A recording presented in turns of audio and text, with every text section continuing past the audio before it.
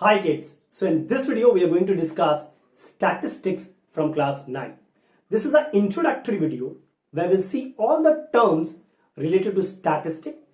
We'll see how to form a frequency distribution table, both grouped and ungrouped, when the raw data is given. We'll convert the inclusive frequency distribution table into exclusive class interval, exclusive frequency distribution table, okay? And we'll see how to convert a class mark. If the class mark is given, how to form class interval using class mark. So let's get started. First of all, what do you mean by statistic? As you can see, it is a science of collecting and analyzing sets of data in order to reveal useful information. So the question arises, what do you mean by data? A set of numerical facts. Any information which can be written numerically is known as your data. For example, height, weight, marks obtained by student, or runs scored by a batsman. These are all your data. Okay, so the study of collecting, analyzing sets of data is known as statistic to reveal certain information. For example, if I go to your class and I need to check whether you are good in maths or not, what the first thing I'll do, I'll ask the marks in maths. And by visualizing it, by seeing it, I can analyze whether your class is good in maths or not. Okay. Now, when you talk about data again, data are three types, We have primary data, we have secondary data, and we have raw data. What is primary data? Suppose I'm your maths teacher. So how much marks you got in mathematics is with me, and it is useful for me. So that is known as primary data. Okay. But suppose a principal needs our mathematics marks and she tells me, so the information is already with me, I'll pass it over to the principal. That's secondary data. And raw data is what? Suppose I go in your class with a piece of paper and ask individual what marks you got. I write it in a piece of paper. That's the raw data. The freshly collected data is known as raw data. Okay. So I hope what is data is clear to you. Okay. Now, variables. A quantity which is measured in an experiment is called a variable. For example, you can say height, weight, marks, number of runs scored by a batsman or by a team. These are all your variable. A quantity which is measured in an experiment. That is known as variable. It can be weight, height, marks, anything. Now again, when you talk about variables, variables are two types, continuous and discontinuous. Now what is continuous variable? As you can see, a variable which can take any value between two given values. Which means, suppose I say the weight of student, weight of students of a class. Now somebody can weigh, suppose 60 kg, somebody can weigh 61 kg, and somebody can weigh in between this 61.5 kg. So this kind is known as variables. These are known as continuous variables. A variable which can take any value between two given values. So you can have number of value between these two values, isn't it? 60.4, 60.5 kg. So that's my continuous variable. It can be height also. Am I clear? Now, when you talk about discontinuous variable, of course, a variable which cannot take all possible values between two given set of values. For example, if I say number of children in a family. Now it can be 0, 1, 2, 3, 4 like this. But can it be between 0 and 1? No. So that kind of variable is known as discontinuous variable. Clear? Now look at this situation where I have written the marks of 20 students out of 10 in a particular subject. It is unarranged, okay? This is my raw data, the freshly collected data, which is ungrouped if you can see. What I'll do, I'll arrange this data either increasing or decreasing, ascending or descending. that is called in array. Okay, see, 2 is how many times? 2 is 2 times. Then 3 is 1 time. Then 4 is 1, 2, 3, 4, 5. 6 time is 4. 6 times, Then 5 is 1, 2, 3, 4. 4 times is 5, isn't it? Then here 6 is 2 times. 7 is 2 times.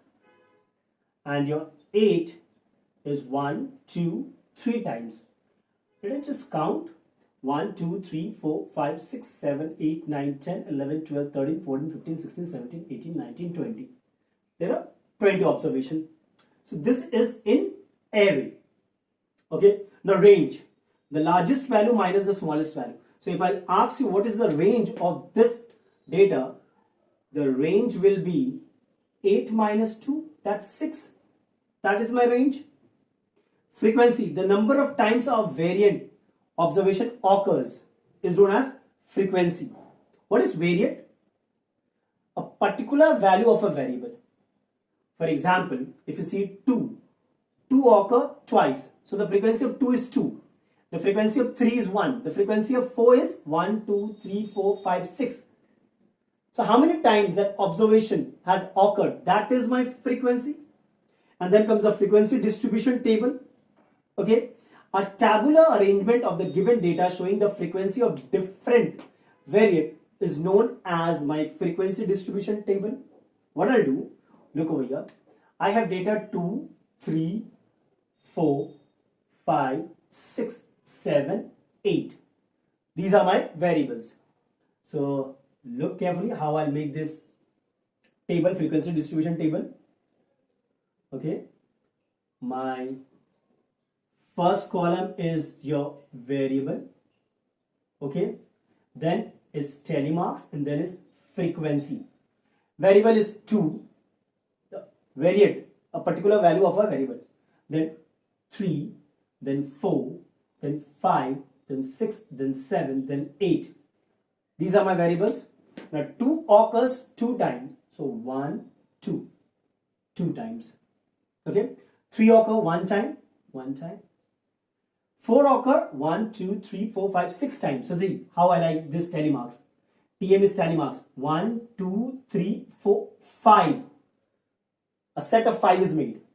Then 6. 6. See 1, 2, 3, 4, 5. A set of 5 is made in telemarks. Then 5 occurs 4 times. 1, 2, 3, 4. 6 occurs twice. 7 occurs twice. And 8 occurs 3 times. 1, 2, 3.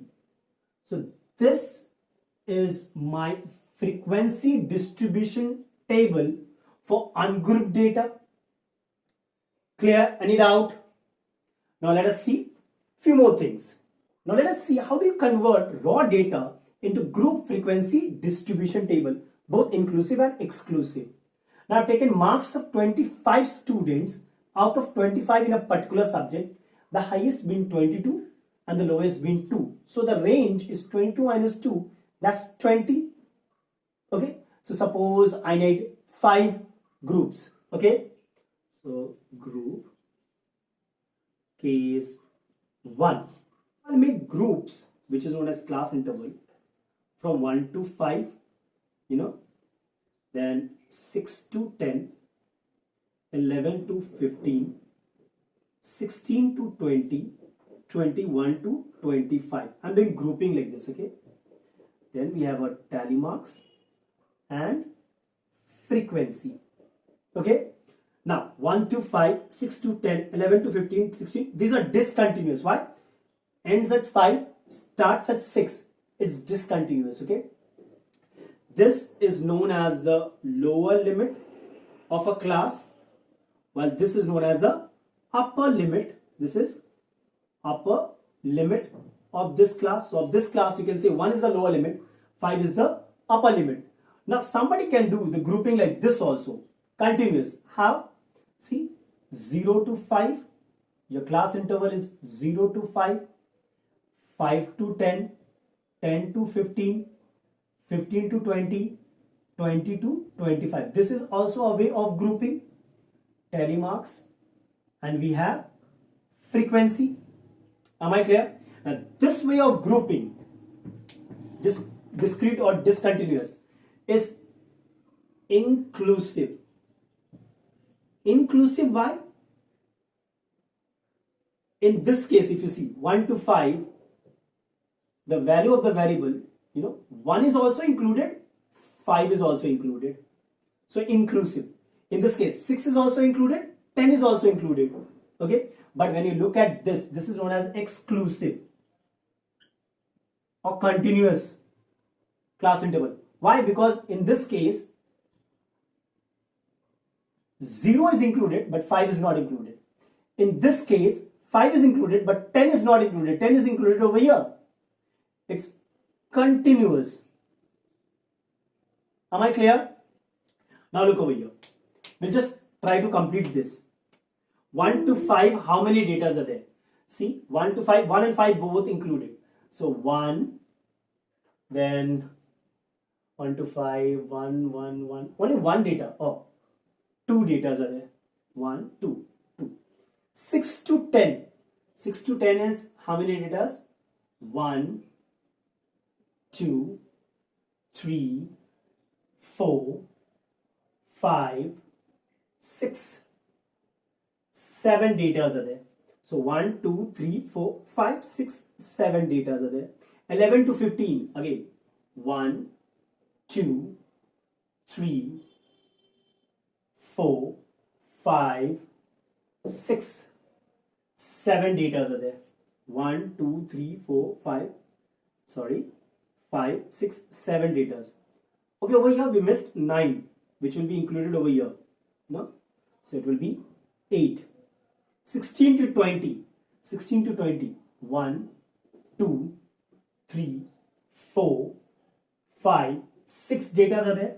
1, 2, 3, 4, 5, 6 datas are there. Then 21 to 25. 1, 2, 2 datas are there. 1, 2. If you add it, it should come 25, 10, 17, 30, 10, 17, 20, 25. Done. Okay. Now look at this. Now 0 to 5. Again, 5 is not included. So how many datas? 1. 5 is not included. So only 1. Frequency is 1. 5 to 10. 5 is included, but 10. 5 is included, but 10 is not included. 5 to 10. So that's 1, 2, 3, 4, 5, 6, 7, 8. 1, 2, 3, 4, 5, 6, 7, 8. 10 to 15. 10 is included, 15 is not included. 10 to 15. 1, 2, 3, 4, 5, 6. 6 datas are there. Then 7 I think. Look carefully. Yeah. 1, 2, 3, 4, 5, 6, 7 datas. 15 to 20. 15 is included, 20 is not included.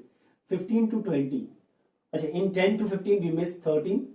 So one more data, that's 8. 15 to 20 now look. 15 to 20. So 1, 2, 3, 4, 5, 6 datas. 2, 3, 4, 5, 6 datas. Okay. 20 to 25. 20 to 25. 1, 2. 2 datas are there. So just add it. 25. Done. This is my inclusive and this is my exclusive. Continuous, this is discontinuous class interval. This is my lower limit, this is my upper limit. Clear? Now look, few more terms. Whenever you're doing sums, you need to change inclusive to exclusive and proceed. So how do we change, suppose, inclusive to exclusive? Okay, just look, how will I change this? It was inclusive, I'll change it to exclusive. I'll just remove this. Okay, just look over here. For changing inclusive class interval to exclusive, we'll use an adjustment factor. Adjustment factor. What is my adjustment factor? Look carefully. The lower limit of a particular class minus the upper limit of the previous class divided by 2. So that's 1 by 2, that's 0.5. So 0.5 is my adjustment factor. Look, suppose 11 minus 10 divided by 2. 16 minus 15 divided by 2. Okay, so that's my adjustment factor. Now what do you do in order to change inclusive to exclusive? You subtract the adjustment factor from the lower limit. Subtract the adjustment factor from lower limit and add the adjustment factor to upper limit.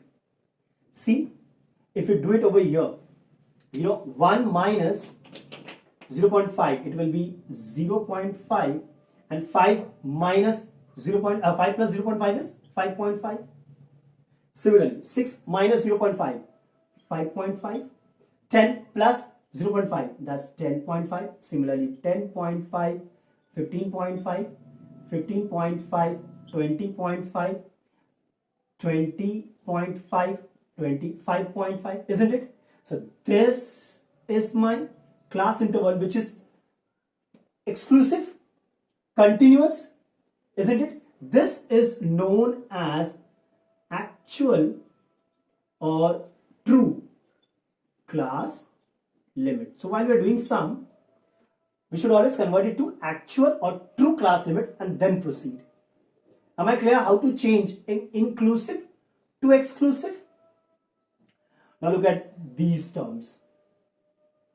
Class size. Class size. Class size is the difference of the class interval, the lower and the upper. Actual class limit I'm talking about, not this, okay? So class size, suppose of this, class size of 1 to 5 will be 5.5 minus 0.5. That's 5. So this is my class size. Clear? For example, class size of 6 to 10, it will be 10.5 minus 5.5. That's 5. The class size remains same throughout. Okay. Then we have class mark. Now, how do you calculate class mark? Very easy. The lower limit plus the upper limit divided by 2. Okay, look over here. 5.5 plus 0.5 divided by 2. That's 6 by 2. That's 3. Am I clear? Over here also the class mark remains same. 5 plus 1 divided by 2. That's 3. So that's your class mark. So while converting raw data into classes, we need to remember 3 things. First of all, determine the range of the raw data. Decide upon the number of classes into which raw data are to be grouped. Then the number of class interval will be ranged by size of class interval plus 1. Now over here what I've taken? I've taken raw data. There are 40 observations. Okay. I need to form an inclusive frequency distribution table and an exclusive frequency distribution table. We did it. Okay. Again we'll do it. Look over here. First thing, we'll find the range. So the range, if you look, is the highest minus the lowest. If I see, the highest is 47 minus the lowest, that's minus 2, that's 45. Suppose I need to form 5 classes. Suppose I need to form 5 classes, then the class interval should be 45 by 5, that's 9 or 10, because it's easy, it's always preferable to take 5, 10, 20, isn't it? So over here, look, how will I form the inclusive and exclusive class interval? Okay, first of all, inclusive, I'll form 5 classes.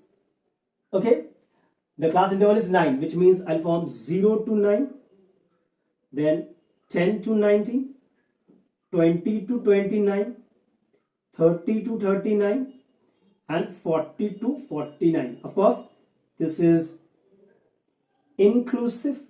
Okay, this is frequency and this is tally marks.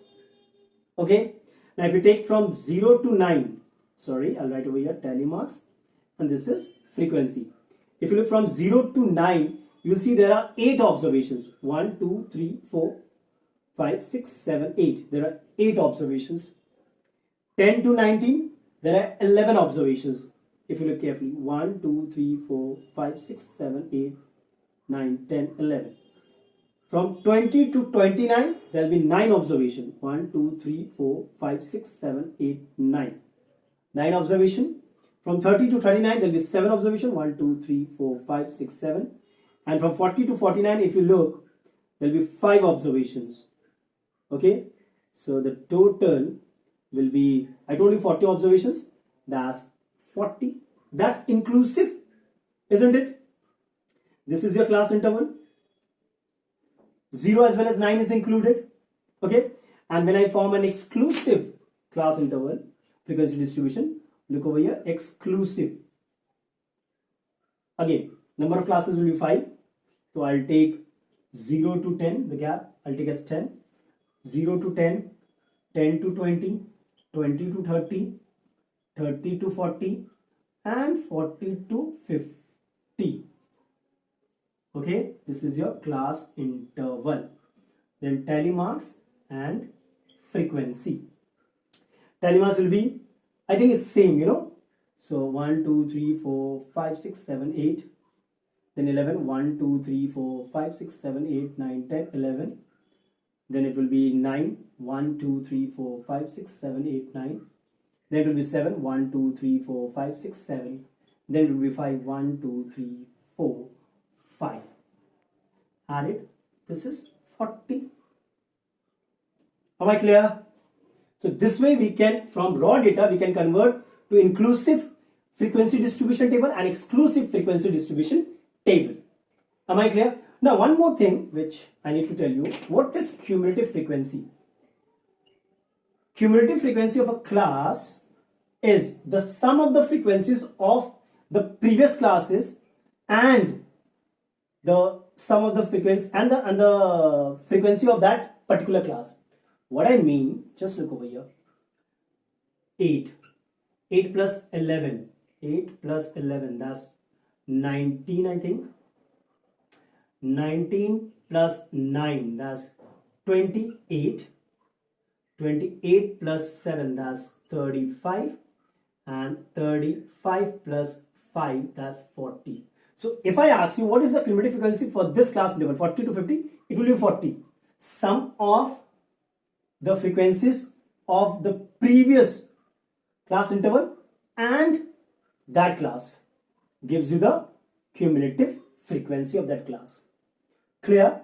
Now let us see how do you convert class mark. If the class mark is given to you, how do you convert that into class interval? Now look at this scenario where the class mark is given, frequency is given. We need to form a group frequency distribution table by this data. Also find the size of class interval. Okay. Basically we need to convert class mark into class interval. How do we do that? First thing, find the difference between two consecutive class mark. So the difference between two consecutive class mark will be 15 minus 5, that's 10. Then divide, this is number 1, divide number 1 by 2. So you'll get 10 by 2, that's 5. Okay. Then the third step. Then the lower limit of the first class mark will be class mark minus this factor. This will be the lower limit. And the upper limit will be the class mark plus this factor. This will be the upper limit. I mean to say the class mark was 5. Look over here. 5, 5, 15, 25, 35. This is 45. This was your class mark. So the class interval will be 5 minus 5 is 0 and 5 plus 5 is 10. This will be your class interval. Okay. 15 minus 5 is 10. 15 plus 5 is 20. 25 minus 5 is 20. 25 plus 5 is 30. 35 minus 5 is 30. 35 plus 5 is 40. Isn't it? Over here it will be 40 to 50. And the frequency is what? 4, 8, 13, 12, 6. So by this way, we can convert, class mark into this is exclusive class interval, and that's your frequency distribution table. What about class size? Of course, this is your class size, isn't it? Just look over here. 10 minus 0, 10. 20 minus 10, 10. Am I clear? So all the things which we have done in this video are very important before we move to the exercise. Remember all this stuff? Okay. So keep it till here in this video. In the next video, we'll see the sums from the exercise. Till then, take care.